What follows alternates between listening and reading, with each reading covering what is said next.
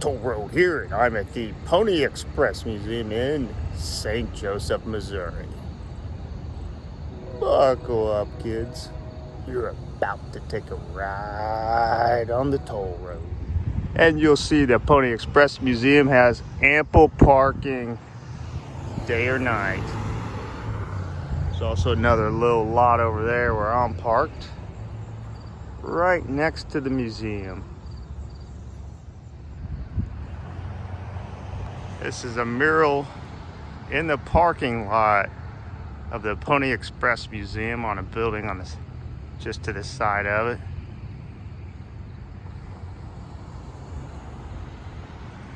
There's our pony man in the lead there.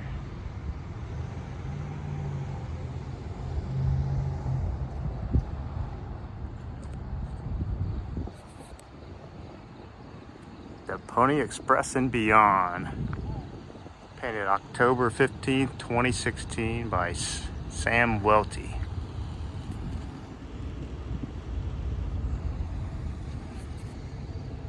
As you can see, I arrived a little early. Parking lot's still empty. And the Pony Express Museum is located in the old stables. Good news is they cleaned out the poo and you can't even smell it anymore.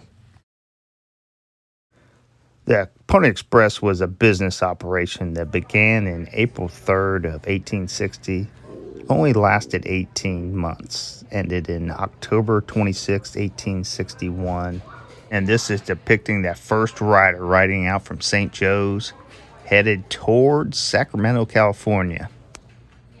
This horse and rider and several other along the way would reduce the time it took to make the delivery of mail across the country from anywhere from 4 to 6 weeks down to a mere 10 days.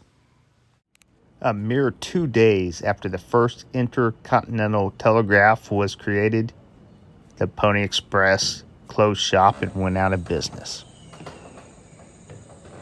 This covered wagon is showing you some of the supplies that would have been used or taken across the country back in the days of the Pony Express. And I'm glad to see they didn't forget the old butter churner there in pack. Now the Pony Express riders, they rode fast and they rode long. Then they got tired and they're in a remote area. So the company had to build little shacks like this to house them until they were rested up and ready to make the return trip. Museum has a little display here. They want to know, how good of horse buyers would we be? Would we be qualified to make the right horse choices for the Pony Express? I say we would. The Mustang, not only a good muscle car, also a great horse for the western end of the trail. An Arabian horse? Forget about it. Too expensive, too fragile, and come on, there's not even any in the area. They're called Arabians for a reason. Alright. If Ford names a car after it, it's probably a good horse for the Pony Express Trail. The Pinto was used during the middle sections of the trail. A Shetland pony? You're kidding me, right? Do I really have to answer this? Maybe, just maybe, if Tom Cruise was one of the riders. Otherwise, no. Just no. No. Thoroughbreds, we know they're big and fast. And yes, wait for it, they were used on the eastern end of the trail. Clydesdales, those are big, beautiful horses. Great for hauling beer carts. But come on, they're too big and slow, and man, they're what you call hay burners. They eat too much. And a Morgan horse? Yeah, Morgan horses would work just fine on the eastern end. Just fine, my friend. First official rider westbound on the Pony Express was a young Johnny Fry. Now, Johnny would go on to be a Union soldier, and he unfortunately passed away in the Civil War when he lived to be in his early 20s. I don't know if this is showing one of the riders or some of the stuff they had to go through, but I really just thought it was kind of cool. Thought you might want to look at it. So there you go.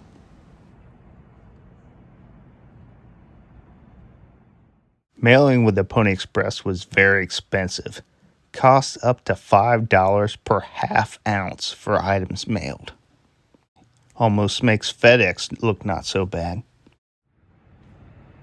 The Hall of Riders is kind of like their tribute, or even like maybe even like a Hall of Fame to some of their more famous or notorious or dubious riders over time.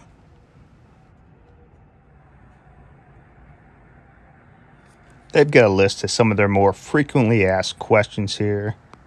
You can kind of pause and look at some of them if you want. There's answers below. One of them that kind of intrigued me, they asked were their oldest and youngest riders. Oldest rider was in his 40s. Their youngest rider apparently was only 11 years old. That is that's one heck of a paper route.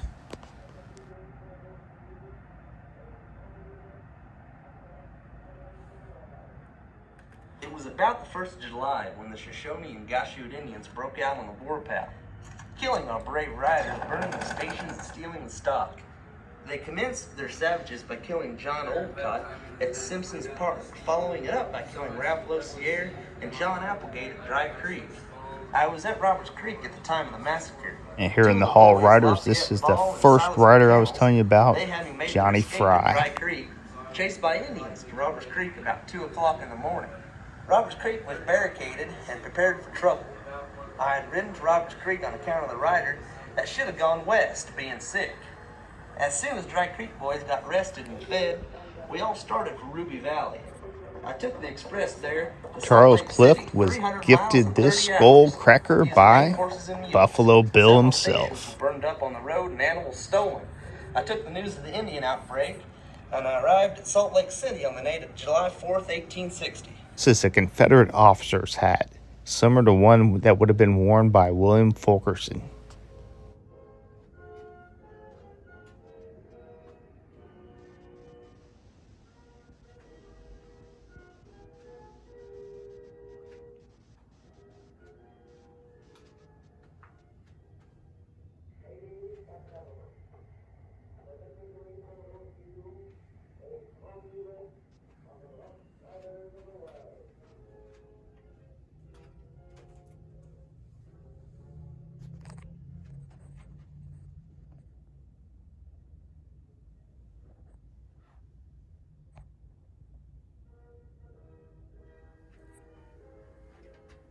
One of the more notorious riders was William Henry Streeper. Streeper rode in the Utah section and is known to be the last survivor from that area. He lived to be the ripe old age of 93 when he passed away in October of 1930.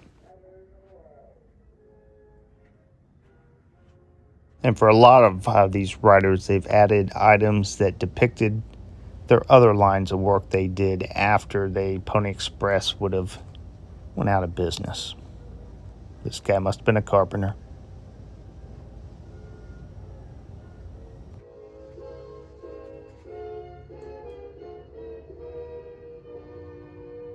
There's also another young rider named William Frederick Cody. Became known as Buffalo Bill. And every one of Buffalo Bill's acts had the Pony Express in it, which really helped spread the myth, the legend of the Pony Express. Turned this 18-month operation into something that even carries on today, over 150 years from now. People still know what the Pony Express was, thanks to Buffalo Bill.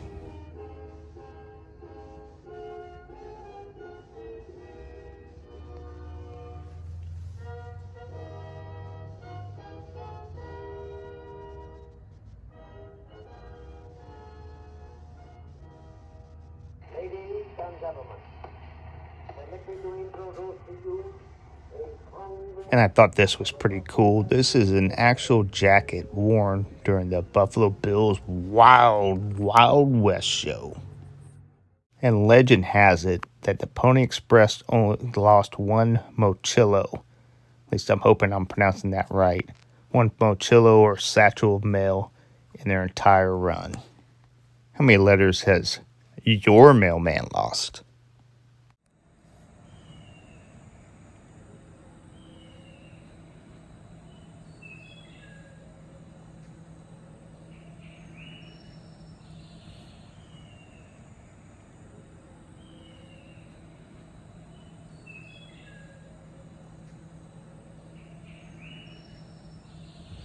Well, that's going to do it from the Pony Express Museum in St. Joseph. Time to hit that dusty trail, eh, buddy? Get a fresh pony and hit the road. Because who knows? Who knows? Who out there knows where that toll road will lead to next?